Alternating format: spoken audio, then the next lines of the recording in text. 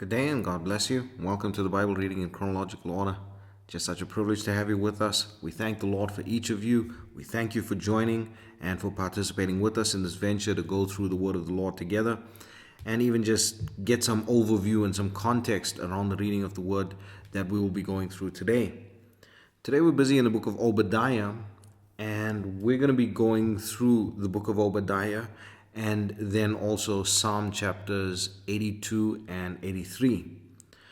So when we look at the book of Obadiah and we go through the overview a little bit, we see that it was written by the prophet Obadiah in approximately the year 587 BC. And this book focuses on the ancient feud between Edom and Israel, Esau and Jacob. The name Obadiah means worshipper of the Lord or servant of the Lord. Thus, this book is a vision to the worshipper of God about the destruction of a nation called Edom. Now, we've gone through the feud between Jacob and Esau quite a bit, quite at length, and so I'm not going to tap into that now again. I'm just going to look at this book and what is being prophesied for the land of Edom. So, although this is the shortest book of the Old Testament, the prophecy speaks about the destruction of Edom and tells us that the reason for this punishment is because Edom refused passage to Israel, which we find in Numbers chapter 20, and that they rejoiced over the capture of Jerusalem and even acted as mercenaries during the time of the siege. Now, the book gives more detail than this and promises the doom of Edom because of their pride in exalting themselves and also for their wrongdoings against Jacob. It then speaks about the deliverance of the chosen people of God.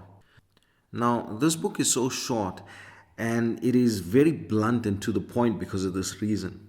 But when you look at the context of Petra and the acts of the Edomites during the siege of Judah, the book is very easily understood then. Now, let's take a quick look at the city of Edom. The city of Edom, which was called Selah and later called the city of Petra, was a fortress that seemed almost impenetrable. Teman, which was a city in Edom, was considered as the town of wisdom in its day, and the prophet makes reference to this in this book. We can even think about Eliphaz the Temanite, who counseled Job, who, although in that instance was very far from the truth, was considered a very wise man. I guess he would have had to have been to be friends with Job in that way. But please, if you can, just do some research on how the city of Edom was destroyed, how it was taken over.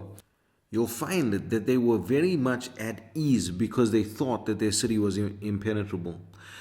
They were very wise. They had a full irrigation system. They had the water moving through the mountains in such a wonderful way.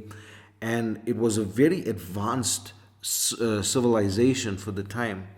And when you look at it, because of that, because they were so smart, because they relied so much on themselves and in their own wisdom, this actually became their downfall, and this is why they were taken over.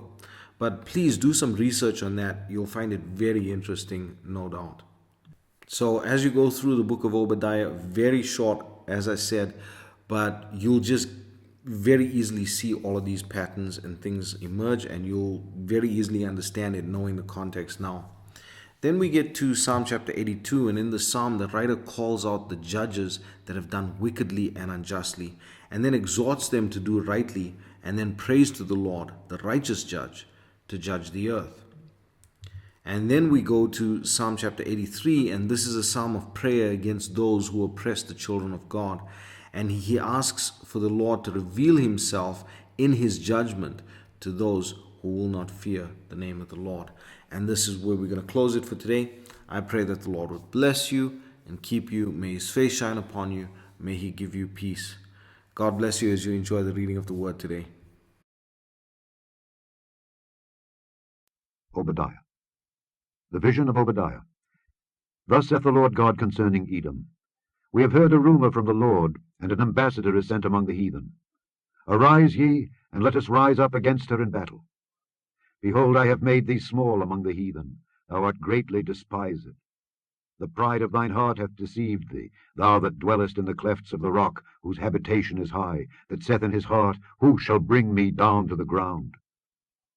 Though thou exalt thyself as the eagle, and though thou set thy nest among the stars, thence will I bring thee down, saith the Lord.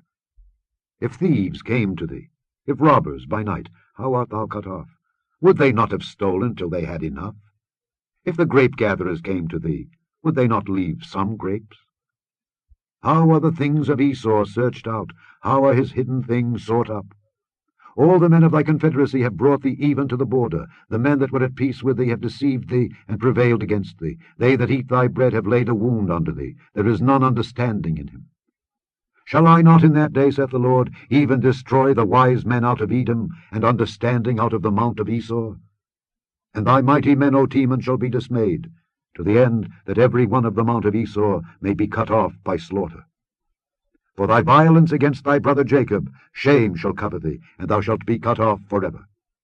In the day that thou stoodest on the other side, in the day that the strangers carried away captive his forces, and foreigners entered into his gates, and cast lots upon Jerusalem, even thou wast as one of them. But thou shouldest not have looked on the day of thy brother in the day that he became a stranger. Neither shouldest thou have rejoiced over the children of Judah in the day of their destruction. Neither shouldest thou have spoken proudly in the day of distress. Thou shouldest not have entered into the gate of my people in the day of their calamity. Yea, thou shouldest not have looked on their affliction in the day of their calamity, nor have laid hands on their substance in the day of their calamity. Neither shouldest thou have stood in the crossway to cut off those of his that did escape. Neither shouldest thou have delivered up those of his that did remain in the day of distress. For the day of the Lord is near upon all the heathen. As thou hast done, it shall be done unto thee. Thy reward shall return upon thine own head. For as ye have drunk upon my holy mountain, so shall all the heathen drink continually. Yea, they shall drink, and they shall swallow down, and they shall be as though they had not been. But upon Mount Zion shall be deliverance, and there shall be holiness, and the house of Jacob shall possess their possessions. And the house of Jacob shall be a fire, and the house of Joseph a flame, and the house of Esau for stubble. And they shall kindle in them, and devour them. And there shall not be any remaining of the house of Esau, for the Lord hath spoken it. And they of the south shall possess the mount of Esau, and they of the plain the Philistines, and they shall possess the fields of Ephraim and the fields of Samaria, and Benjamin shall possess Gilead. And the captivity of this host of the children of Israel shall possess that of the Canaanites, even unto Zarephath. And the captivity of Jerusalem, which is in Sepharad, shall possess the cities of the south. And the Saviors shall come up on Mount Zion to judge the mount of Esau, and the kingdom shall be the Lord's. The end of Obadiah. Psalm 82. God standeth in the congregation of the mighty. He judgeth among the gods. How long will ye judge unjustly, and accept the persons of the wicked? Selah. Defend the poor and fatherless. Do justice to the afflicted and needy. Deliver the poor and needy. Rid them out of the hand of the wicked. They know not, neither will they understand. They walk on in darkness. All the foundations of the earth are out of course. I have said, Ye are gods, and all of you are children of the Most High. But ye shall die like men, and fall like one of the princes. Arise, O God, judge the earth, for thou shalt inherit all nations. Psalm 83. Keep not thou silence, O God. Hold not thy peace, and be not still, O God. For lo, thine enemies make a tumult, and they that hate thee have lifted up the head. They have taken crafty counsel against thy people, and consulted against thy hidden ones.